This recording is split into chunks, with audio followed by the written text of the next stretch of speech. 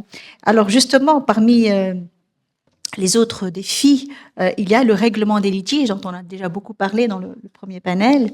Et donc, nous passons à la dernière intervention d'aujourd'hui, qui est faite par notre spécialiste du droit des investissements aujourd'hui en Tunisie. Donc, c'est toujours un plaisir pour nous que de l'écouter.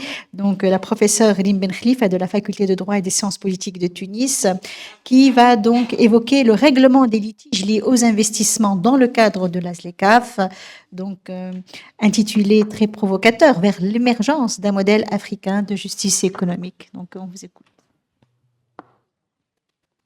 Je vous remercie beaucoup, professeur Imen Berjab, de m'avoir associé aux travaux de cette journée d'études sur la ZLECAf. Mon propos se focalisera essentiellement sur le règlement des différends relatifs aux investissements dans le cadre de la ZLECAf, vers l'émergence d'un modèle africain de justice économique. Donc, je ne sais pas Oui. Mes confrères et consoeurs ont parlé aujourd'hui du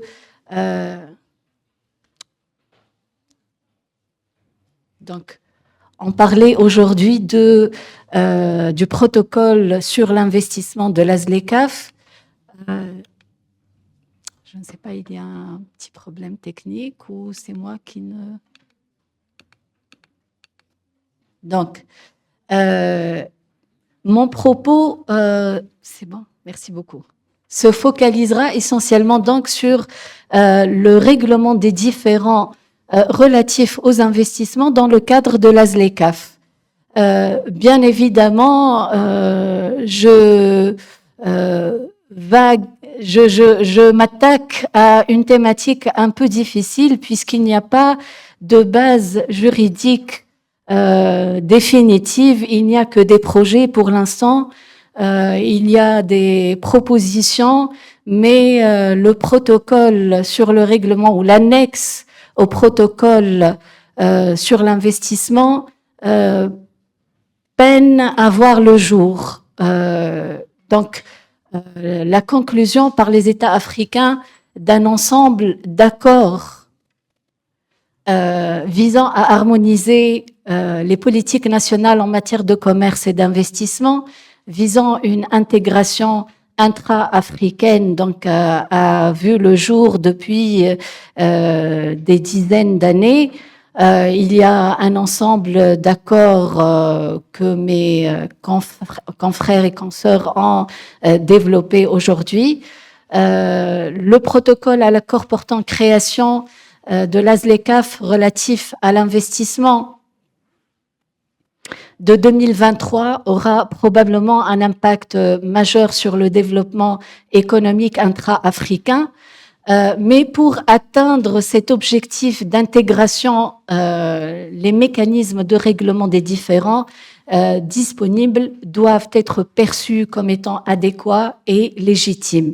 Ils doivent être adéquats et perçus comme légitimes, et on développera donc les problèmes afférents aux mécanismes de règlement des différends, particulièrement l'arbitrage CIRDI.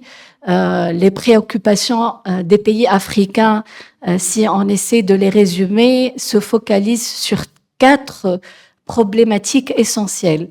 D'abord, des problématiques ou des préoccupations liées au manque de cohérence, de prévisibilité et de justesse des décisions arbitrales des tribunaux, ce qu'on appelle en anglais les ISDS, Investor State Dispute Settlement, et particulièrement l'arbitrage CIRDI. Les préoccupations également liées aux arbitres, quant à l'impartialité, quant à le fait qu'ils soient un peu biaisés, les décisions qu'ils rendent généralement sont biaisées en faveur d'une approche favorable aux investisseurs, et on verra un peu plus tard la répartition, donc quant au choix des arbitres, donc la répartition géographique, des préoccupations qui sont liées au coût et à la durée des affaires arbitrales, et finalement des préoccupations qui sont liées au financement par des tiers.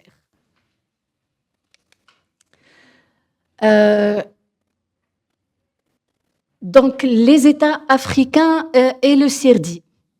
On sait que c'est une histoire d'amour et de haine en même temps.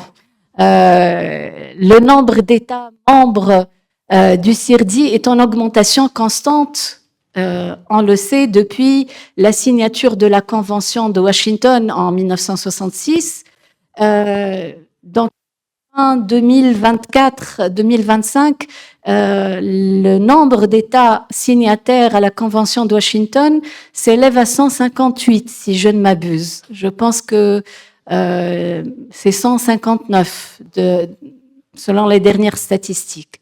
Le dernier État à avoir signé la Convention de Washington est un État africain, la Guinée équatoriale. Donc, il y a, dans le cadre du système CIRDI, ou dans le cadre du règlement des différents États investisseurs, il y a une prédominance du système CIRDI.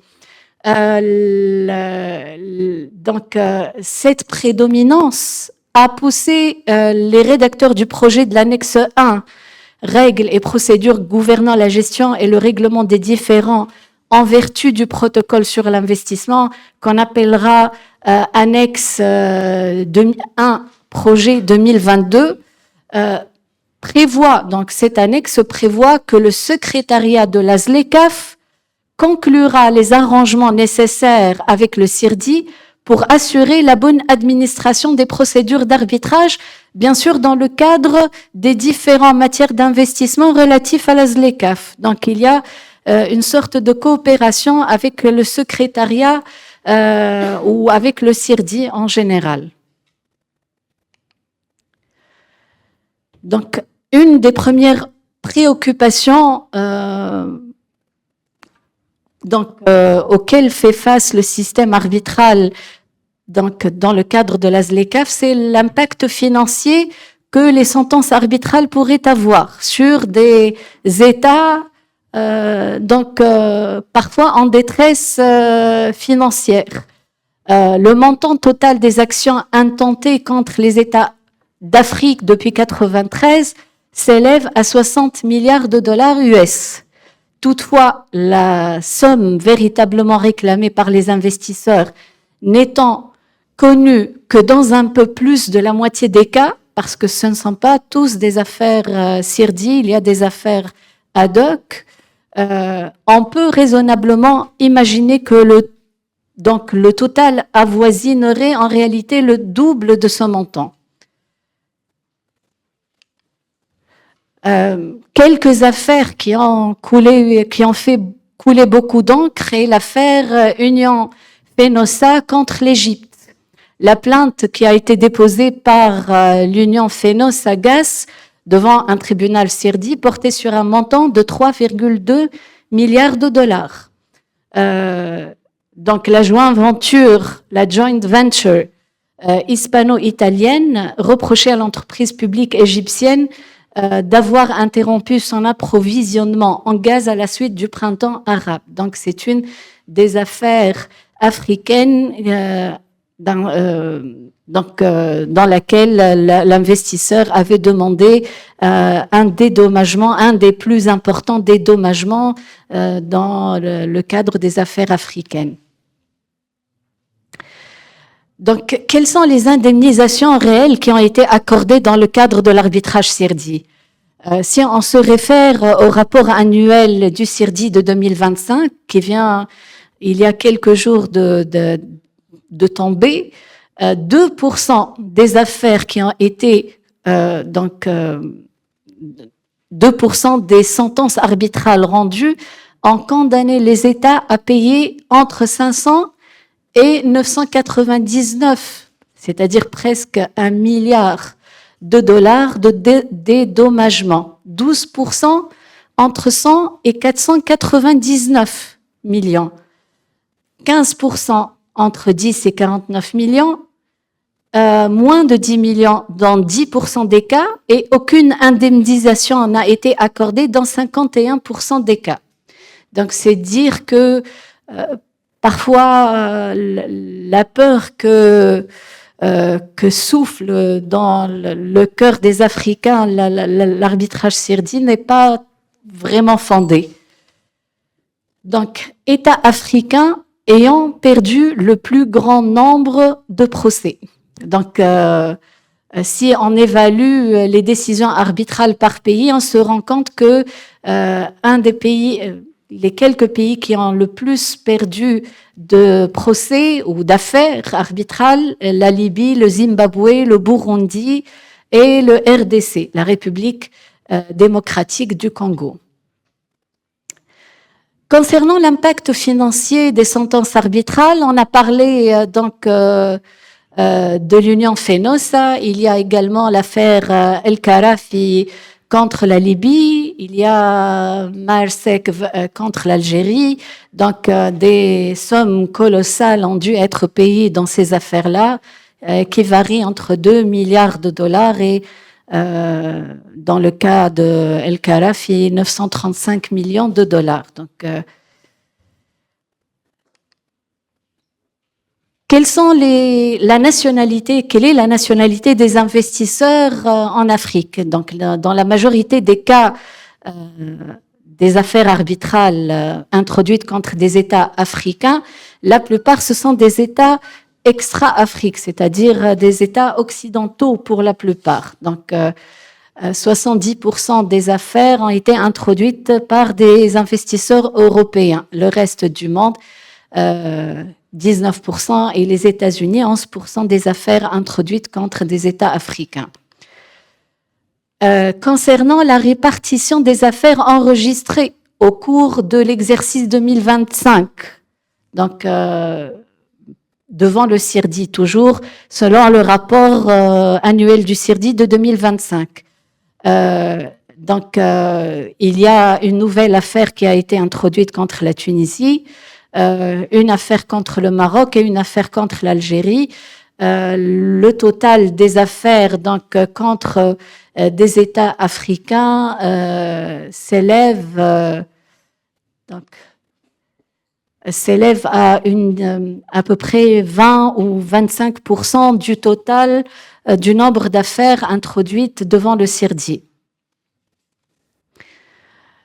Concernant le fondement juridique donc, de la compétence, l'instrument juridique invoqué, il s'agit essentiellement des TBI. Donc, dans 45% des cas, il s'agit d'affaires introduites sur la base de TBI, mais également beaucoup d'affaires qui ont été introduites sur la base d'accords de libre-échange, que ce soit l'accord de libre-échange entre le Canada et la Colombie ou donc dans le cadre des affaires introduites contre les États d'Amérique du Sud. Mais les TBI restent donc majoritairement un des fondements les plus importants des recours introduits devant le CIRDI.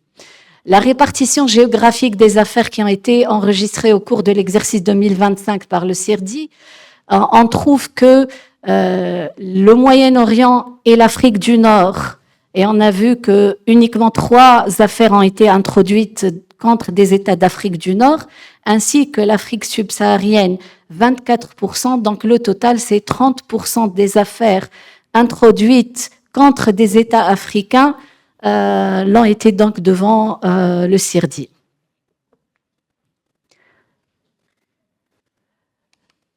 Concernant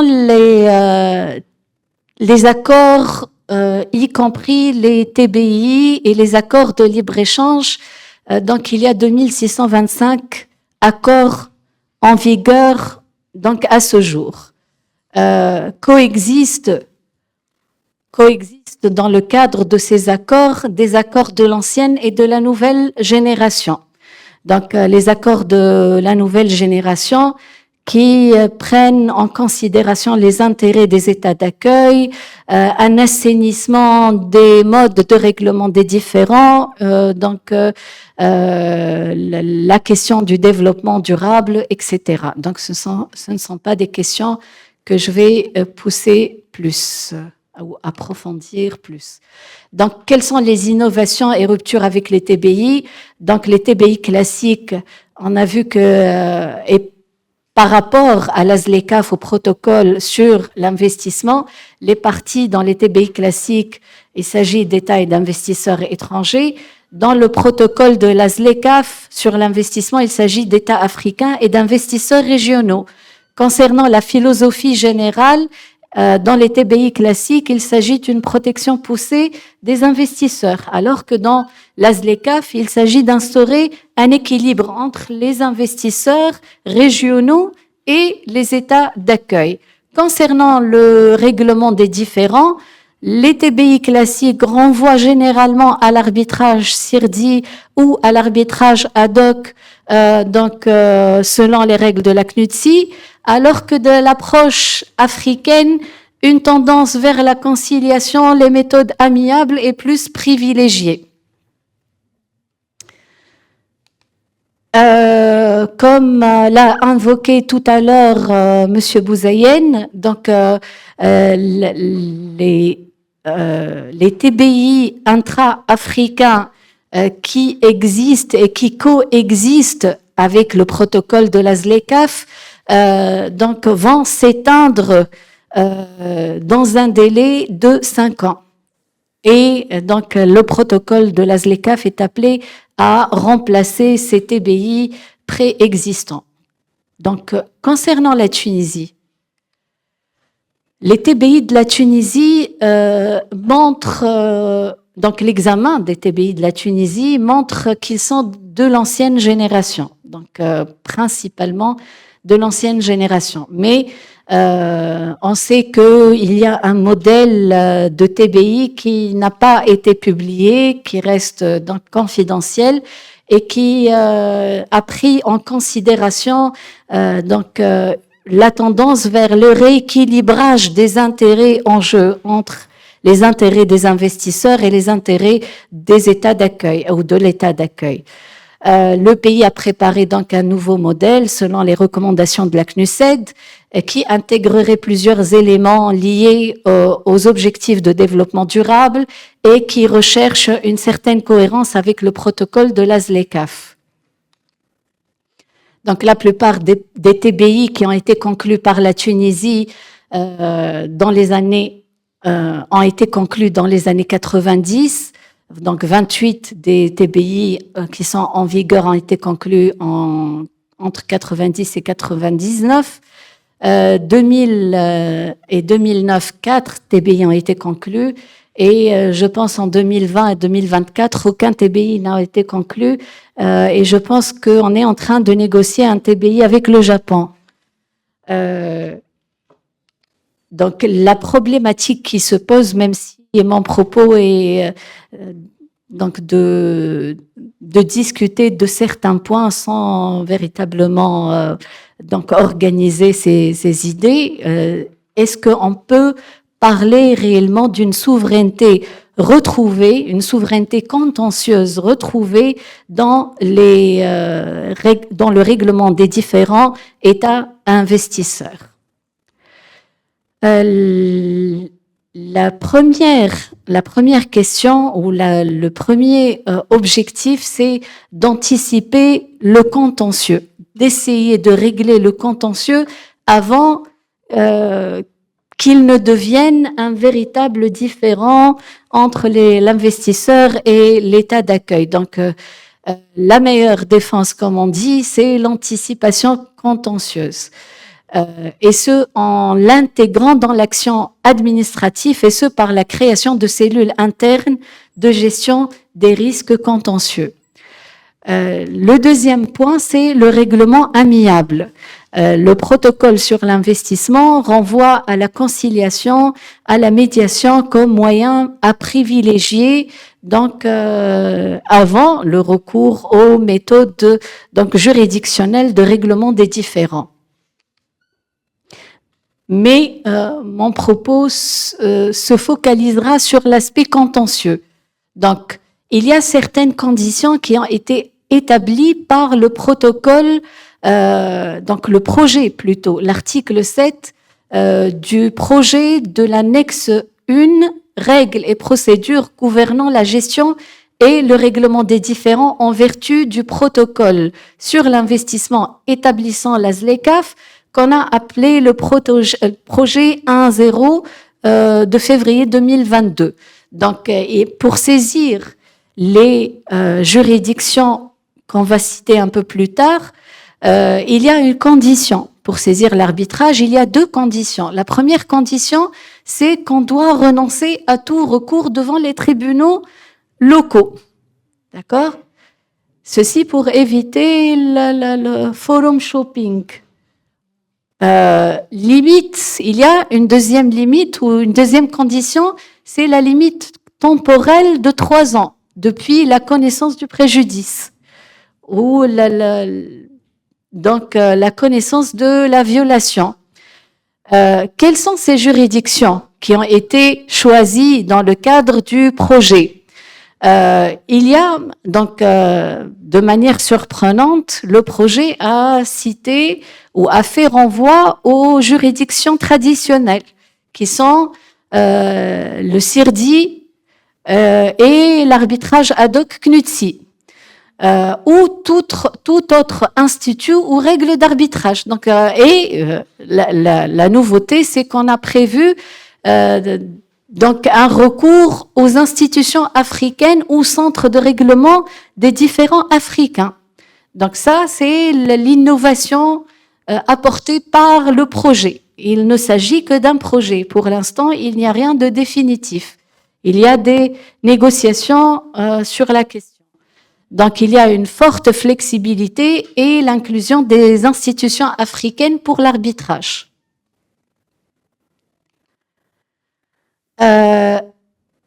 Pour établir un certain équilibrage entre les intérêts de l'État et ceux de l'investisseur, on a introduit la possibilité pour les États d'accueil d'introduire des demandes reconventionnelles. Un État hôte peut engager une demande reconventionnelle contre l'investisseur devant toute instance compétente traitant d'un différend en vertu de ce protocole pour des dommages ou autres réparations résultant d'une violation du présent protocole. Donc, cette proposition renvoie à la résolution de l'Institut de droit international de 2019 qui instaure une égalité entre les parties devant les tribunaux internationaux d'investissement et met l'accent sur l'importance de cette égalité procédurale entre l'investisseur et l'État. Peut-on pour autant parler d'une réforme systémique? Donc certains aspects du droit de l'investissement international ont été africanisés. Donc il y a une africanisation du droit international de l'investissement, particulièrement sur le volet substantiel. Mais concernant le mode des règlements des différends relatifs aux investissements, rien n'est encore abouti. Selon le rapport de la CNUSED, il y a des points qui concernent un rééquilibrage de ces traités, y compris la ZLECAf. Donc, mes confrères et consoeurs en ont discuté. Donc, ce matin, il s'agit du droit de réguler, d'adopter des lois en faveur de l'intérêt général. Il y a la réforme des modes ou des méthodes de règlement des différends.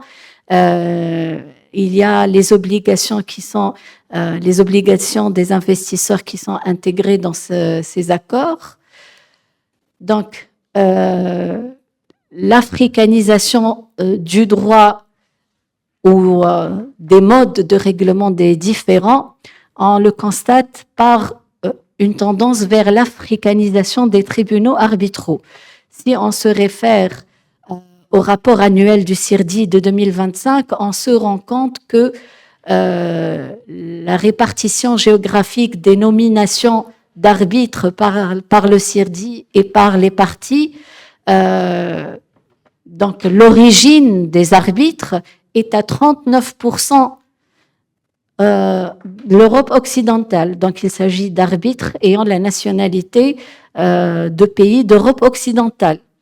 D'Amérique du Sud à 22% et d'Amérique du Nord, Canada et États-Unis à 16%. Qu'en est-il de l'Afrique subsaharienne et de l'Afrique du Nord? Il s'agit uniquement de 8% des arbitres qui sont nommés dans les affaires CIRDI, alors que, on l'a vu tout à l'heure, presque la moitié des affaires soumises l'ont été contre des États africains. Donc, cette africanisation des tribunaux arbitraux, elle peut être assurée par, comme l'a prévu l'article 11 du projet d'annexe 1, l'arbitre président doit être ressortissant d'un État africain autre que l'État parti au différend ou que l'État dont l'investisseur est ressortissant.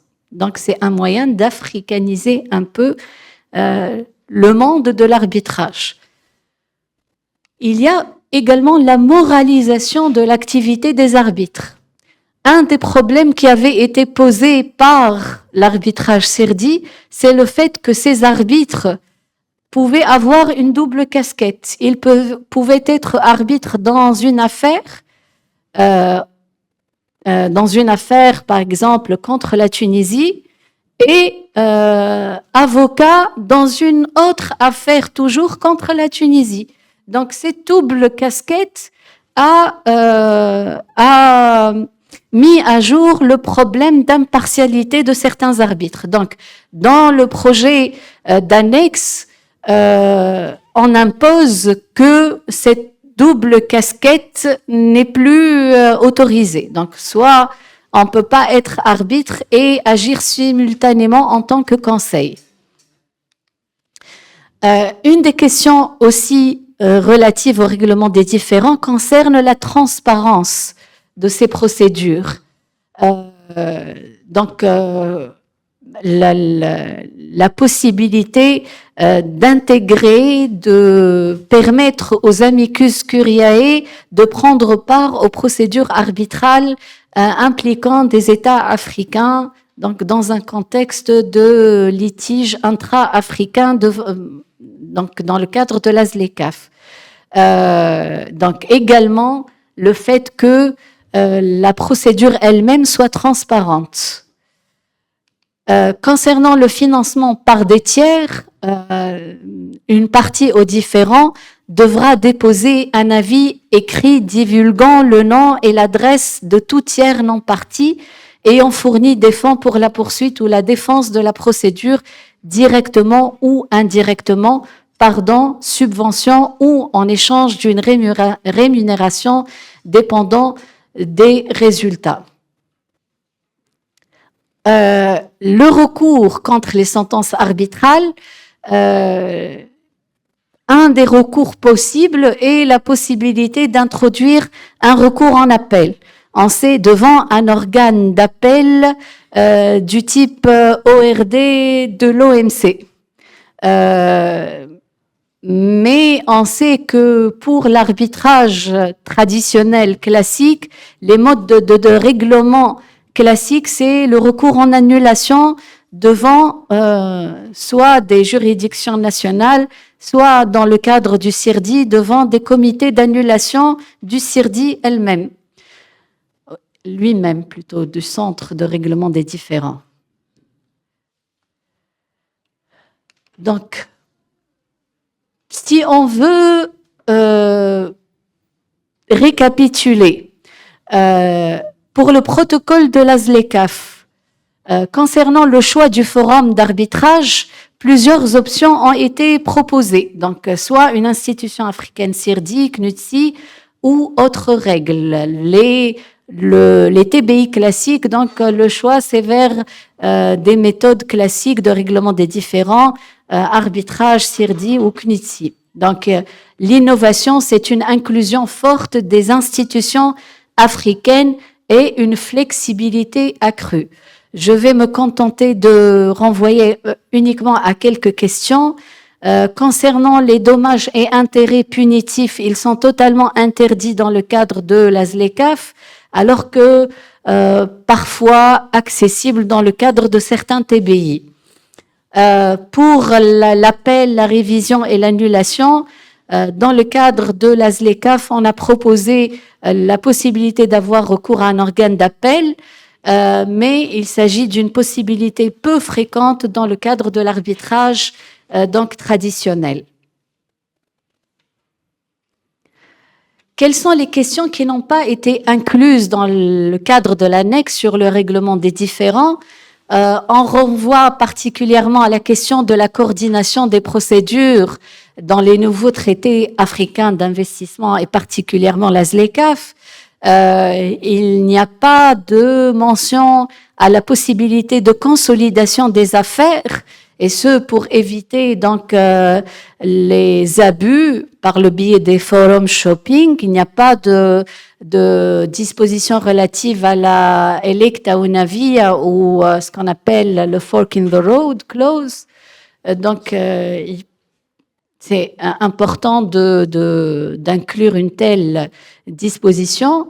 Les garanties conventionnelles contre les réclamations abusives et ou infondées, bien qu'il s'agisse d'une question qui a été abordée dans le cadre de la ZLECAf, donc dans le cadre d'une moralisation et d'un assainissement donc de l'accès aux méthodes de règlement des différends, et la question également de la création potentielle d'un tribunal permanent de règlement des différends en matière d'investissement qui serait situé en Afrique, donc un tribunal africain pour les Africains.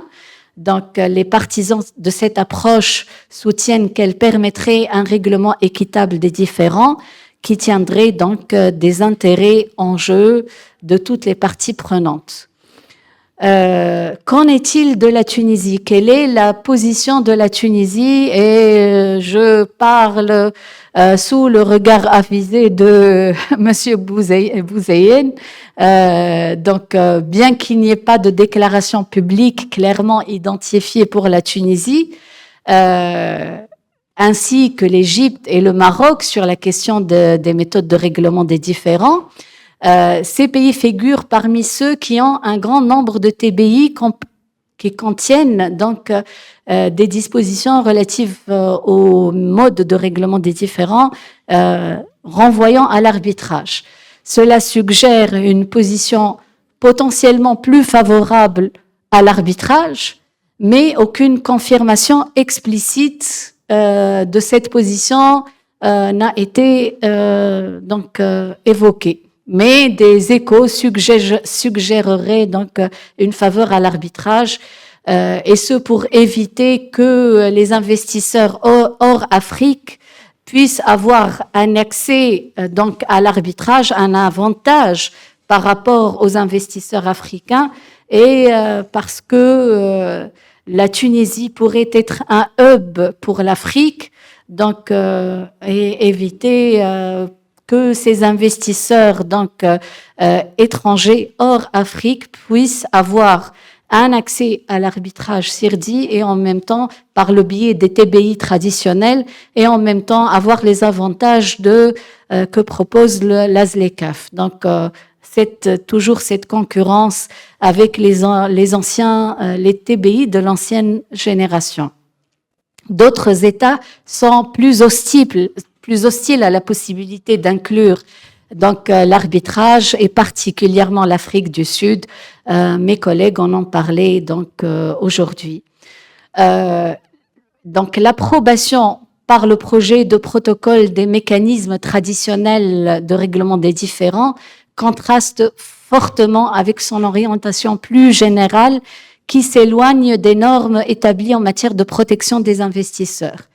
cette adhésion au cadre conventionnel ne reflète pas non plus le scepticisme croissant de certains pays africains, notamment, on l'a vu, l'Afrique du Sud, à l'égard du maintien au recours du règlement État investisseur.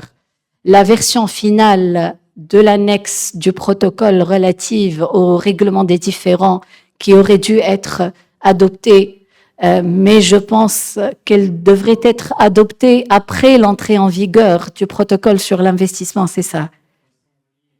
Ils sont reliés, absolument.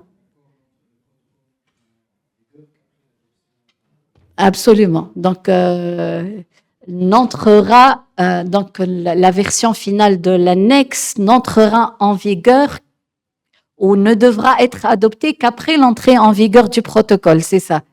Non, c'est le contraire. Ah oui, absolument, absolument. Donc, le règlement des différends qui oppose un investisseur à un État africain par un tribunal, si à Washington ou dans toute autre juridiction extérieure au continent, apparaît comme un frein à l'émancipation économique et juridique de l'Afrique. Le référentiel normatif panafricain doit encadrer non seulement les règles substantielles, mais également les règles juridiques et la prévisibilité du système mis en place dans le cadre de la ZLECAf. L'africanisation du droit de l'investissement international suppose ainsi de transformer les États africains de rule takers en rule makers, ma collègue l'a dit tout à l'heure, notamment dans le volet procédural de la ZLECAf, et je vous remercie beaucoup pour votre attention.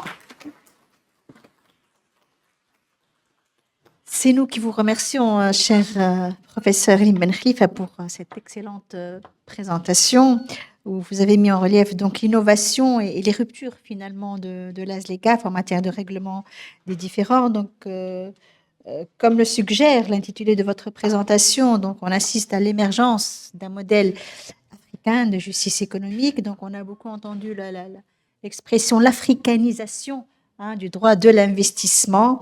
L'africanisation, on le voit à travers votre présentation, l'africanisation des modes des règlements des investissements.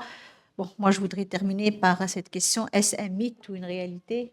Donc, seul l'avenir nous le dira et seule la volonté politique, je pense, nous dira si on va vers un mythe ou vers une réalité. Alors, je vous remercie vraiment pour cette intervention. Je remercie bien également toutes les interventions de ce matin.